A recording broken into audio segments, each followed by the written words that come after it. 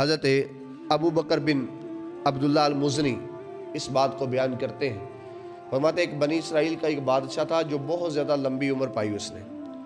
لمبی عمر ہی نہیں، اس کے پاس مال بھی بہت زیادہ تھا. مال ہی نہیں، اس کے پاس اولاد بھی بہت زیادہ تھی.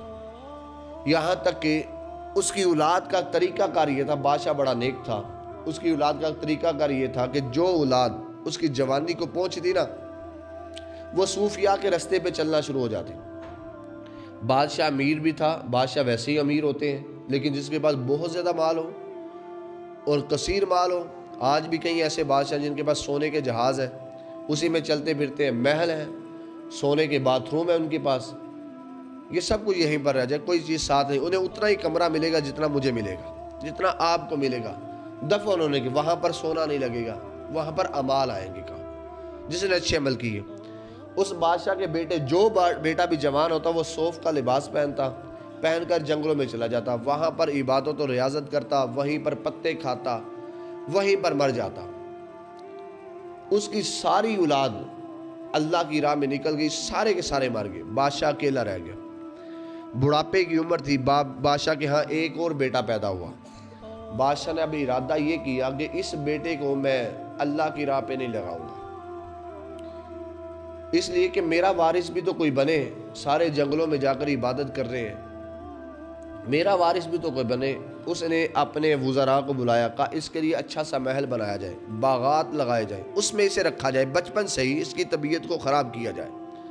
جس طرح ہم پیر کے بیٹے کی طبیعت کو خراب کر دیتے ہیں، بچپن سے ہی اس کے ہاتھ پاؤں چومنا شروع کرتے ہیں، نہ وہ پڑھنا جانتا ہے، پھر بعد میں ساری زندگی وہ استاد سے بھی کہتا ہے میرے ہاتھ چومے گا تو میں پڑھوں گا، تو پھر آگے نسلیں تباہ ہو جاتی ہیں. زاغوں کے تصرف میں عقابوں کا نشیمن، ہاتھ آئی جس میں وراثت کے مسند ارشاد. اقبال نے یہیں پر کہا تھا. یہاں تک کہ اس کو عیاشی کے لیے چھوڑ دیا گیا. جب وہ بچہ جوان ہوا نا، باغات میں رہا، اس کے ارد گرد عورتیں بھی تھی، بڑے بڑے وزراء تھے، اس کے پاس ہر عیاشی کی چیز تھی. لیکن ایک دن اس کے دل میں تمنا اور لالچ پیدا ہوئی کہ میں اس باغ سے باہر جا کر دنیا کو دیکھوں. وہ باغ سے باہر چلا گیا. اس نے دیکھا کہ وہاں پر ایک آدمی مصیبت زدہ ہے، بیماری میں ہے. اس نے اپنے ساتھیوں سے پوچھا یہ مصیبت صرف اسی آدمی پر آئی ہے کہ دوسرے پر بھی آ سکتی ہے، کسی اور پر بھی آ سکتی ہے؟ اس نے کہا مصیبت ہے، کسی بھی آ سکتی ہے.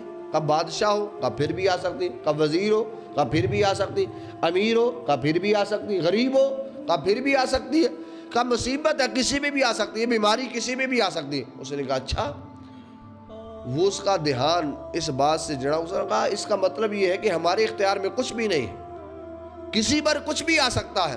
ان کا ہاں بالکل ہمارے اختیار میں کچھ بھی نہیں ہے. اس کی خبر بادشاہ کو پہنچی. بادشاہ نے کہا اسے جلدی جلدی اسی محل میں لے جاؤ. 1 سال کے بعد پھر وہ باہر نکلا. دیکھا کہ ایک آدمی بوڑھا رستے میں جا رہا ہے، اس کے منہ کے اندر سے تھوک باہر آ رہی ہے. اس نے پوچھا کہ یہ بڑھاپا ہر کسی پہ آتا ہے کہ غریبوں پہ آتا ہے؟ کہ یہ بڑھاپا امیر پہ بھی آتا ہے، بادشاہ پہ بھی آتا ہے، وزیر پہ بھی آتا ہے. امیر تو بوڑھے ہوتے ہی نہیں نا، کیونکہ ان کے کام ہی ایسے ہیں، وہ جوانی میں ہی مر جاتے ہیں.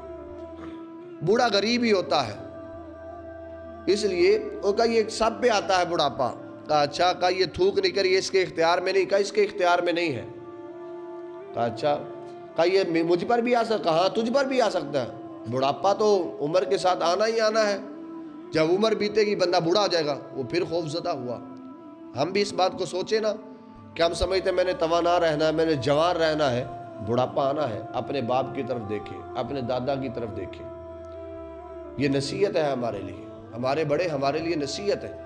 ہم جوانی کے نشے میں دھت ہیں، لیکن ہمیں خبر نہیں کہ ایک وقت وہ بھی آنے والا ہے جب ہم نے آسا پڑھ کے چلنا ہے. شاید ہمیں یہ بھی طاقت نہ ہو. جو دور جا رہا ہے، یہاں تک کہ پھر تیسرے سال اسے باہر پھر نکالا گیا. دیکھا کہ ایک میت کو اٹھا کے لوگ لے کے جا رہے ہیں. اس نے کہا یہ میت یہ کون آدمی ہے؟ اس نے کہا یہ مر گیا ہے. کہا اپنی مرضی سے مرا؟ کہا نہیں. کہا کس کی مرضی سے مرا؟ کہا اس حال کے حقیقی کی مرضی سے مرا ہے. کہا یہ ہر ایک کو موت آئے گی؟ کہا ہر ایک کو آئے گی. کہا مجھے بھی؟ کہا تجھے بھی آئے گی. کہا پھر کیا ہوگا؟ کہا پھر اس کا حساب ہوگا.